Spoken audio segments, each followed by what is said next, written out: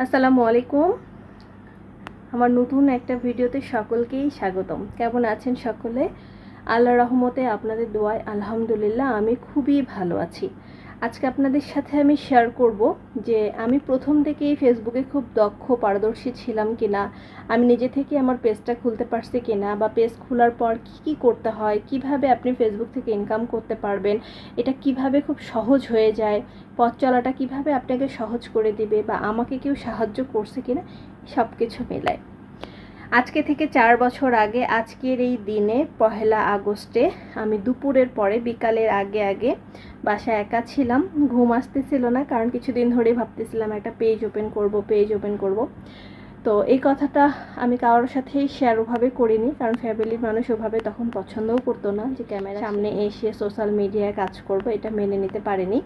তো আমি নিজে থেকেই ফেসবুক ঘেটে, বা আমারও আরও পরিচিত 2-4 জন এরকম ফেসবুক পেজ ছিল যারা ব্লগিং করতো বা টুকটাক রিলস টিলস ছাড়তো, তাদের সাথে কথা বলে তারা ওভাবে আমাকে হেল্প করতে পারেনি ওভার ফোনে। আর আমি তো একেবারে আনাড়ি, বুঝবো কিভাবে? একটু জানা থাকলে আর একটু বললে বোঝা যায়, আমি তো পুরাই আনাড়ি, বুঝতে পারিনি।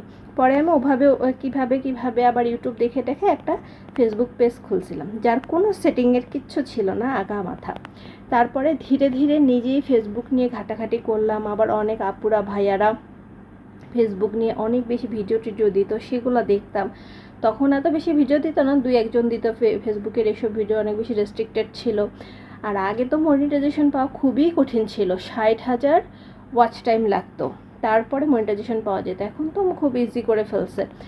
আপনারা যারা যারা নতুন আছেন তারা, তখন আমি অত বেশি ভিডিও দিতাম না ক্যামেরার সামনে এসে। এখন যেভাবে অনর্গল কথা বলি বা যা মনে আসে একেবারে বলে ফেলি, ভয় পাই না। তখন ভয় পেতাম, হ্যাঁ এটা বলবো অডিয়েন্স কিভাবে নেবে, ফ্যামিলির মানুষ দেখতেছে তারা কিভাবে নেবে, অনেক চিন্তা ভাবনা করতাম। এখন কিছু ভাবি না, এখন বলে না ধীরে ধীরে অভ্যস্ত হয়ে গেছে।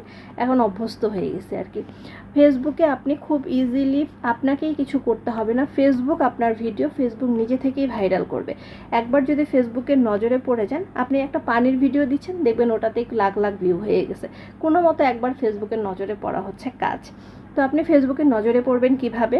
আপনার যে ওখানে ড্যাশবোর্ডটা আছে, ওই ড্যাশবোর্ডে ক্লিক করলে দেখবেন উইকলি কিছু কিছু আপনাকে টাস্ক দিবে, যে এতগুলো পোস্ট করো, এতগুলো স্টোরি দাও, বা এতগুলো রিলস দাও।